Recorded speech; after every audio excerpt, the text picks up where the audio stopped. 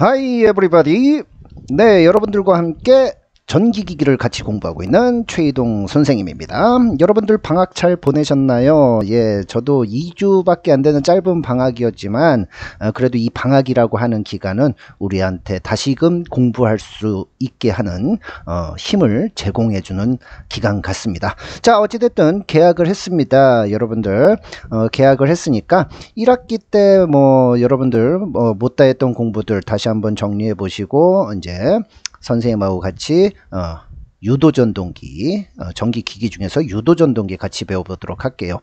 선생님이 정식 유튜버는 아니기 때문에 다양한 이벤트를 방송에서 제공할 수는 없겠지만 1학기 때도 여러분들이 느끼셨겠지만 지필평가 100점을 맞는 분에게는 선생님이 만원짜리 문화상품권 지급하도록 하겠습니다. 선생님이 이게 교직 생활에 들어와 가지고 거의 18년 20년 동안 지금 유지하고 있는 시스템이기 때문에 선생님이 방송에서 공헌한 것인 만큼 여러분들한테 지필평가 100점 여기서 만원 문화상품권 지급하도록 하겠습니다.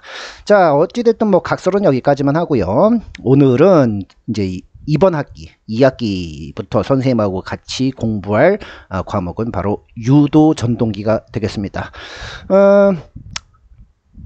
1학기하고 마찬가지로 굉장히 쉽게 접근을 할 거예요. 사실은 근데 굉장히 어려운 내용이거든요, 전기기기가. 하지만 이 어려운 과목을 어떻게 우리가 좀 학생 입장에 서서 쉽게 접근할 수 있을까의 범위로 선생님들이 개념 위주로 해서 설명을 드리도록 하겠습니다.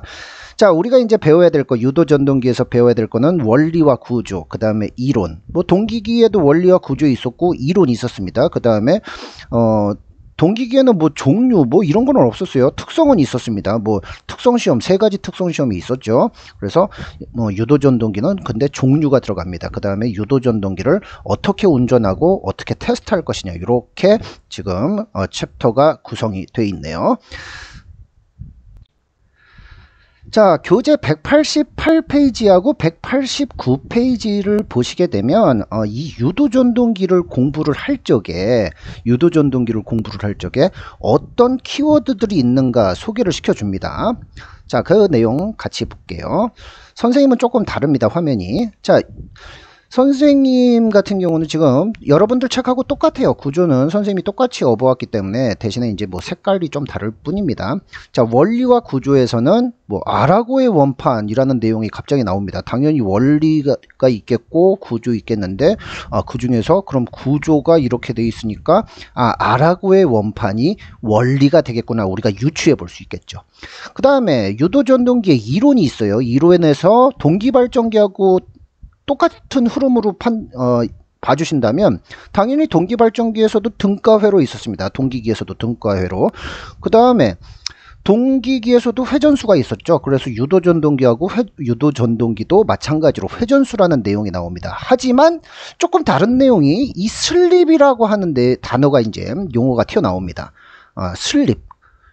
우리가 좀 주의 깊게 이제 생각해 봐야 될 부분이 되겠습니다. 그 다음에 유도전동기의 종류에는 단상하고 삼상 유도전동기가 있는데, 삼상에는 비례추이라는 게 있다. 이 비례추이 조금 또 생각하면서 봐줘야 될 부분이에요.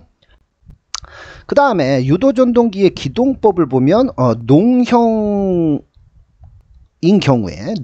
유도전동기의 경우의 기동법과 권선형 유도전동기의 기동법, 이렇게 2가지 부분으로 나눠지고요.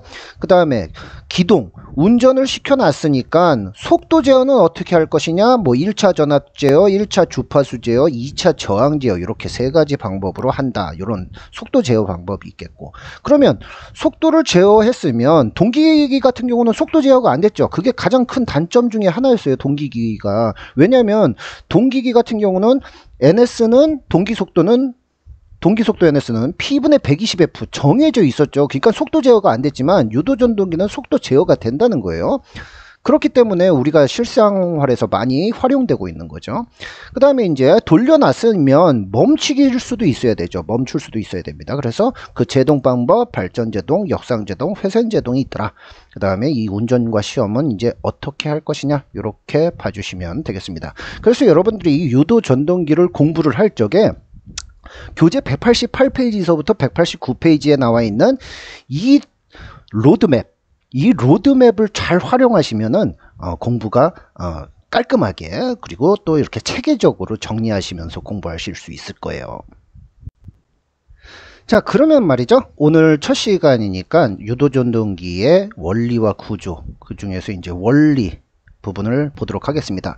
근데 이제 재미난 게 지금 아마 여러분들이 선생님의 말을 들으면서 갑작스럽게 문득 떠오른 생각이 지금 있을 수도 있어요. 어떤 생각이 떠오를 수 있냐면, 선생님하고 같이 배웠던 동기기를 생각해 보세요. 동기기의 이 로드맵 표현은 여기에 뭐라고 적혀 있었냐? 동기기라고 적혀 있었어요. 그래서 동기기를 동기전동기하고 동기발전기 두 개로 나눴었죠. 그죠? 기억나시죠? 그런데 유도기 같은 경우는 여기에 어떻게 돼 있습니까? 지금 유도전동기라고 돼 있죠. 그러면 이 회전기기는 말이죠, 발전기로 사용을 한다는 얘기예요? 안 한다는 얘기예요? 그렇죠. 발전기로 사용을 안 한다는 얘기입니다. 효율이 엄청나게 떨어지거든요. 발전기로 사용을 했을 때. 그렇기 때문에 사용을 안 하고 그냥 유도 전동기로만, 유도기는 유도 전동기로만 거의 사용한다고 봐도 무방하겠습니다. 자, 그러면 교재 190페이지서부터 시작하도록 하겠습니다. 자, 교재 190페이지 가시면요, 유도전동기의 원리와 구조. 그러면 이제 학습 목표를 봐야 되겠죠. 우리가 어떤 것을 배울 거냐. 첫 번째, 유도전동기의 원리에 대해서 배우고, 두 번째, 유도전동기의 구조에 대해서 배우게 될 겁니다. 자, 그러면 오늘은 첫 번째 시간 유도전동기의 원리를 볼게요. 자, 선생님하고 밑줄 그으면서 같이 가겠습니다. 자, 유도전동기 이제 첫 번째 시간입니다. 자, 봅시다. 유도전동기는 구조가 간단하여 고장이 적고, 구조가 간단하대요. 유도전동기는 구조가 어떻다? 간단하더라. 유도전동기는 구조가 간단하더라. 고장이 적고 경제적으로도 저렴하다. 싸구나. 싸다는 얘기예요. 그래서 구조가 간단하고 저렴하기 때문에 가장 널리 사용되고 있습니다. 현재도. 우리가 여러분들 지금 여름이니까 뭐 에어컨이나 선풍기 많이 틀고 계시죠? 모두 다 유도 전동기입니다. 이해되셨죠? 그래서 우리가 실생활에서 거의 보는 회전기기는 전부 다 유도 전동기라고 생각해 주시면 돼요. 네. 그래서 우리가 직접적으로 많이 볼 수 있는 거니까 여러분들이 접근하시는데도 그렇게 어렵지는 않으실 거예요. 자, 그 다음에 유도 전동기 원리 제목입니다. 그러면 원리가 뭐냐, 이거 묻고 있는 거죠. 두 번째 줄에 아예 답을 적어줬습니다. 유도 전동기의 원리는 R하고 원판 실험을 통해서 확인할 수 있다. 유도 전동기의 원리를 나타내는 실험이 어떤 실험이 있었다? R하고 원판 실험이 있었다라는 내용입니다. 자, 그래서 첫 번째에 나온 게 R하고 원판이 어떻게 회전하고 있느냐에 대한 내용이 교재에 소개가 되어 있습니다. 자, 그러면 R하고 원판의 회전 원리가 어떤 내용인지 이제 한번 보도록 하겠습니다. 자, R하고 원판이라고 하는 것이 유도 전동기의 회전 원리라고 하는데, 그 실험이 어떤 실험이었는지 지금 그림으로 나타낸 거예요. 어떻게 된 거냐면, 여기 있는 이렇게 축에다가 지금 구리 또는 알루미늄, 아주 얇은 구리나 알루미늄 원판을 이렇게 달아 놓으면, 그 알루미늄 같은 거는 굉장히 재질이 가볍죠. 그렇기 때문에 작은 힘이 있어도 얘는 회전을 할 수 있게끔 될 겁니다. 가볍기 때문이죠. 그런데 거기다가 이렇게 영구자석을 통해 가지고 N극과 S극, 위에는 N극, 밑에는 S극이 있겠죠. 이렇게 자기장을 원판 위에다가, 이 알루미늄이나 구리 원판에다가 이렇게 올려놓고 이 자석을 시계 방향으로, 지금 빨간색 시계 방향으로 회전시켰다는 내용입니다. 조금 그림 확대해서 볼게요.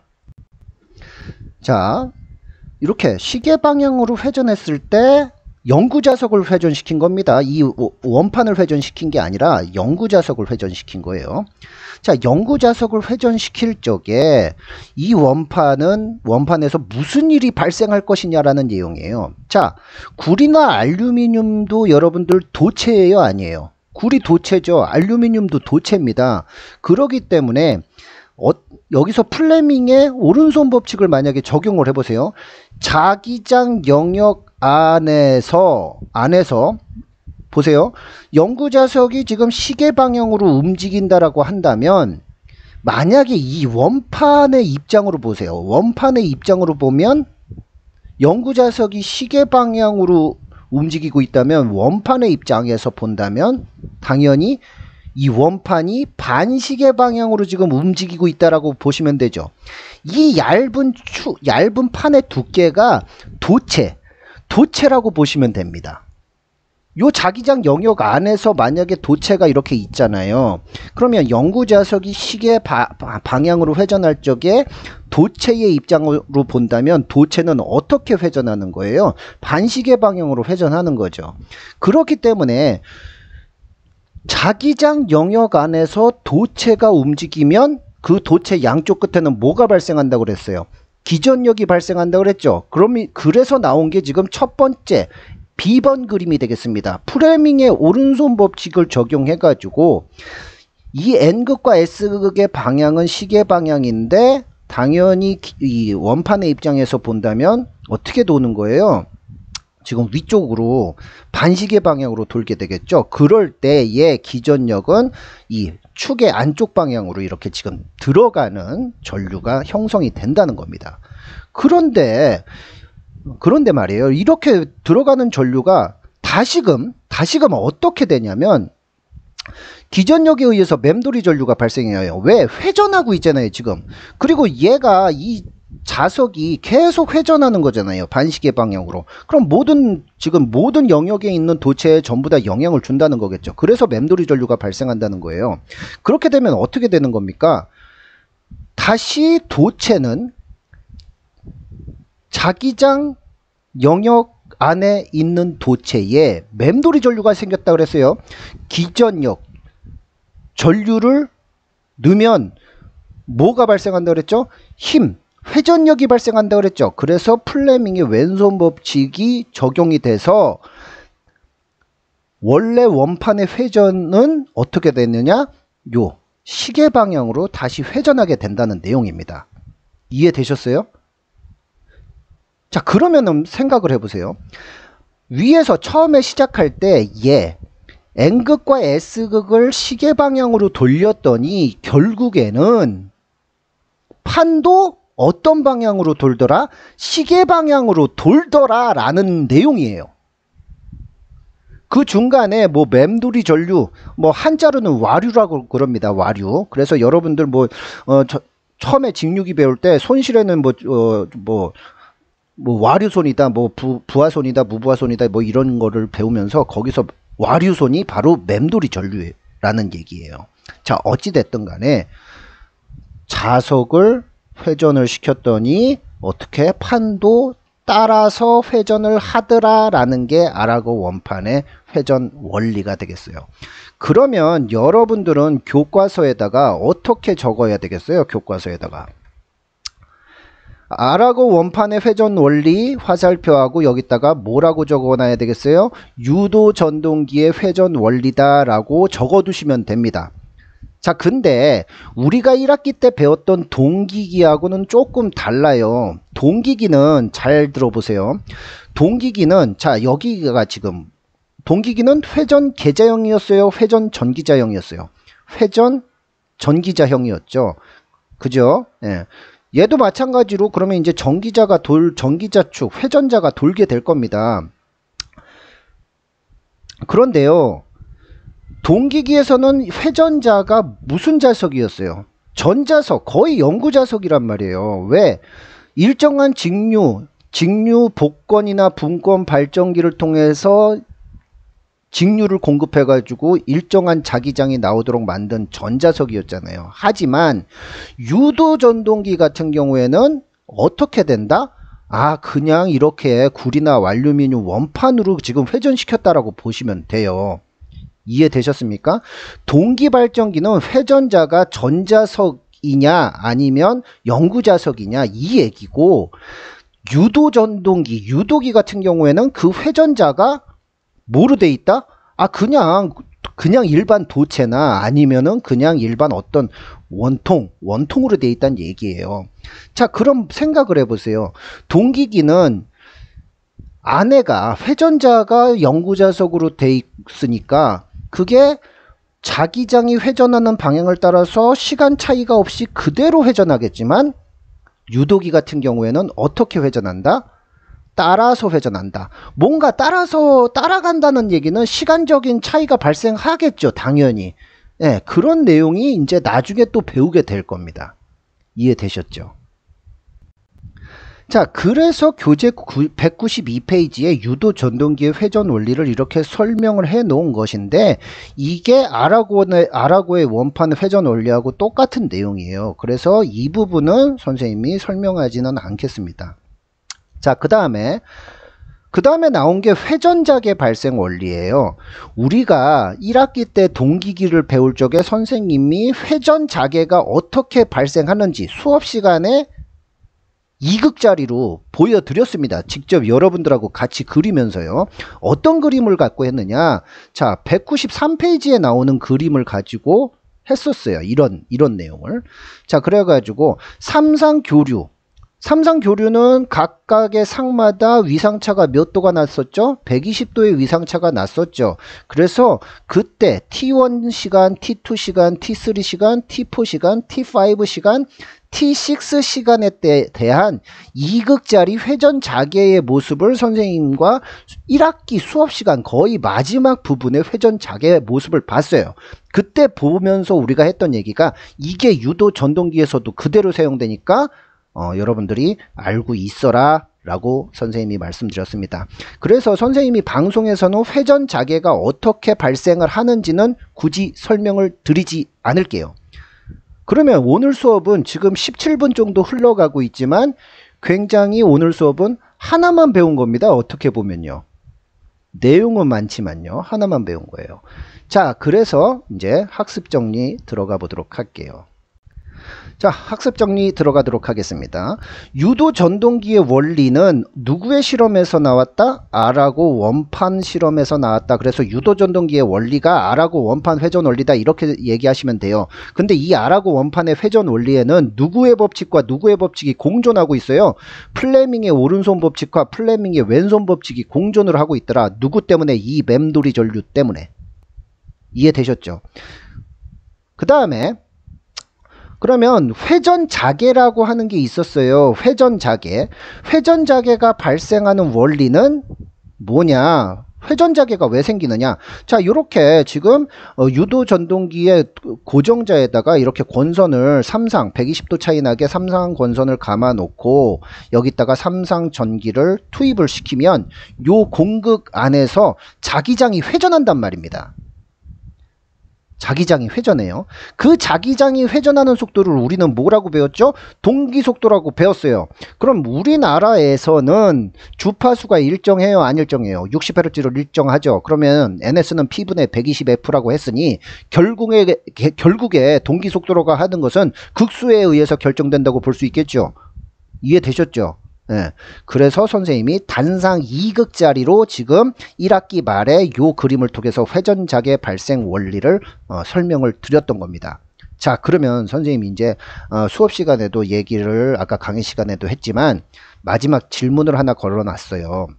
자기장이 회전하는 속도와 원판이 회전하는 속도는 같을까요? 다를까요? 당연히 다를 겁니다. 왜? 원판이 따라서 회전하기 때문에. 그게 바로 유도전동기의 가장 큰 요소인 슬립이라는 요소가 될 거예요. 물론 몇 차시 뒤에 슬립에 대한 내용을 배울 겁니다. 자, 오늘 학습 정리 여기까지 마무리 지을게요. 다음 시간에는 유도전동기의 구조에 대해서 배워보도록 하겠습니다. 자, 다음 시간에 만나요. 안녕히 계세요.